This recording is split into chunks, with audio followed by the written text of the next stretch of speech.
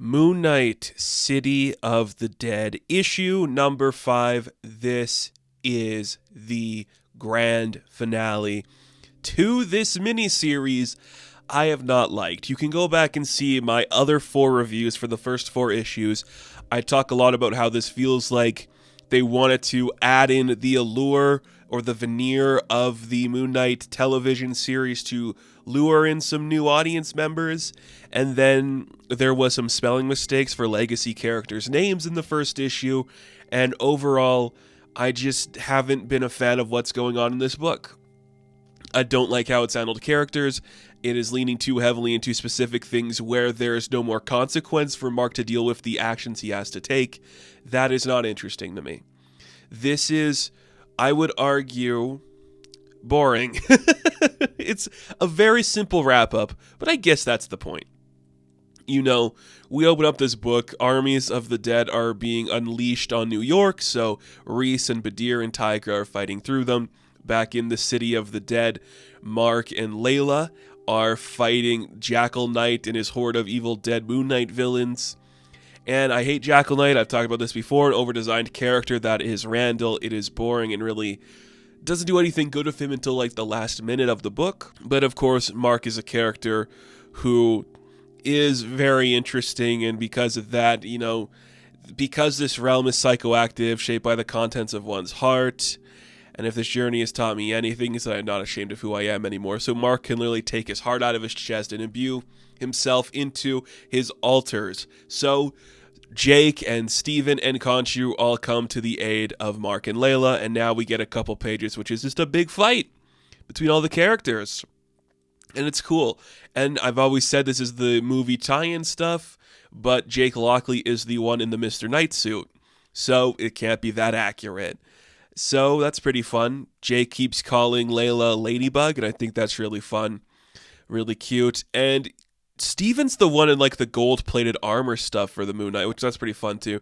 And him and Khonshu start to fight. And I don't need to have a reason why Khonshu is here. He's still kind of in prison and everything going on in the real world. So him being here, fine, I get it.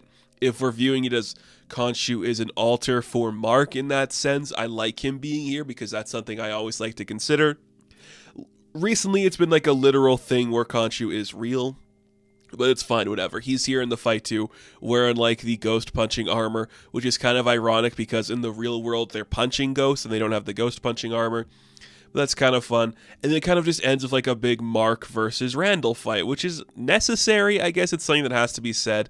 Layla like is trying to stop the world from crumbling, so she like goes Super Saiyan and keeps everything together. It's fun, I guess. What else are you going to do with Layla? I love the character. She's the only thing I really love about the TV show. I don't know how much story you can get out of her here still, so whatever. It's fine. Then Randall just kind of like talks about Marc from him. Is like, you were the beloved firstborn, and then you broke all the rules, and you made our father hate you. You became a monster, and then you left me to die. You don't deserve any of the things you have, brother. You're just a sham of a person. And as that's going on, Khalil is still kind of alive. He's the reason they came here in the first place. Khalil was taken to the City of the Dead, and Marc went in to save him, bring a child back to the land of the living. But Khalil's like, he's too powerful. We can't stop the Jackal Knight. But you know who might be able to is Osiris. So Khalil stabs himself with the sickle, unleashing the body of Osiris that is like the avatar of Khalil, whatever, you get it. So Osiris is now awakened, and he's like, I am here, my people. Let me help you. And it's just like, okay, sure. Crazy. What's Osiris going to do? Be a nuisance.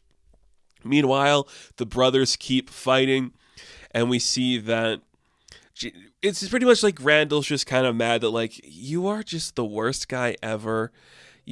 I lost everything because of you, and look what you have. You have like the power of a god, and you squander it.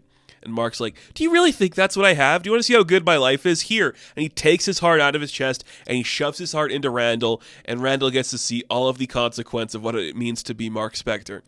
This is my favorite thing the book has done so far. I think it's hilarious. I love the idea that Randall's like, I should be the one that's you. You have everything. And then Marc's like, you think I have everything? Take a look at my life. And just shows him like, oh my God, you're insane. There's so much pain and guilt. You're terrible. What the hell? I don't want this. Get this out of me. And then Randall's defeated because he's like, I don't want to be you. You're crazy. I love that. That's a power move by Mark, and I love that. Only he can, like, wear this cross. He can bear this cross. I love that so much for Mark. It's really cool. Why did you do that to me, Mark? Why did you risk all of this for some stupid kid? Because when I see this kid, I see you, Randall. Oh, that's great. And then finally Osiris comes back. He's like, okay, I've seen enough. We're going to punish the Jackal Knight. Good job, Moon Knight. That was great for you. Layla's like, you're a piece of shit. And he's like, maybe I am a piece of shit, but this had to happen. I am a giving god. I am the god of death and birth or whatever it is. I don't know. Death and rebirth. So he gives life back to Khalil, and Khalil could be going back to the land of the living. Meanwhile, as that's happening, Mark is being sent back to the land of the living as well, so he is losing time to say goodbye to Layla again. And she's like, don't you see, Mark, you'll never lose me. I'm always in your heart. And they kiss, and he says goodbye, and they leave, and he wakes up back in Badir's room, and Khalil is awake, and everybody is better off for it. A nice, simple, easy wrap-up, which is fine. Again, I have no problem with a nice, simple, easy wrap-up like that. This book has not interested me that much, so the fact that this is what happened, fine. I don't really care. But also, because Osiris is a god of rebirth, he returned Rashid back from the dead. That is Khalil's older brother. It is echoing the relationship of Mark and Randall, showing you that there is, in some timeline in the future, a good version of them, the soldier that returned home who didn't die, and the young, headstrong brother who is now alive and well. And look, I can't hate that. I mean, that's thematic. I dig it a lot. And Mark's like, okay, I'm gonna go. And then he leaves, and he has like a brooding moment for the next couple pages where he's like, wherever I go, no matter what I do, I am the Moon Knight, and I did it, and Layla believed in me, and everything's great, everything wrapped up fine, I'm great, Moon Knight forever, baby, next Moon Knight issue, we're gonna kill him. I love that. I love that the end of this book's like, I did it, I saved the day, nothing could stop Mark Spectre, the Moon Knight, except in the next issue when Black Spectre kills him. That's really funny. I'm not a fan of the book. I've talked about that numerous times already. I don't think the writing is particularly sharp for the Moon Knight lore that we are currently invested in. The artwork is very fast, and I do like the artwork. We have so many characters in here, and it's very agile. It's moving so much, and that's kind of cool. The use of Randall gets good towards the end of this part. It's still not enough to make me think this is brilliant, but anyway, it's here. There'll probably be a trade of it, and I think it'll be an easy read for a lot of people because it's going to give you familiar names from the TV show. If that is your basis for the character, that's what you can go in here seeing.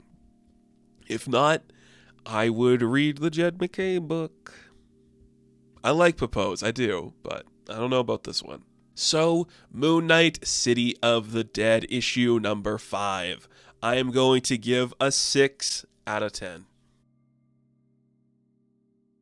Now, thank you all for watching this review. Be sure to like and subscribe to the channel. As always, you can check me out on Instagram, TikTok, and Twitter. And as always, I will catch you in the next one. Have fun. Stay safe. Good luck.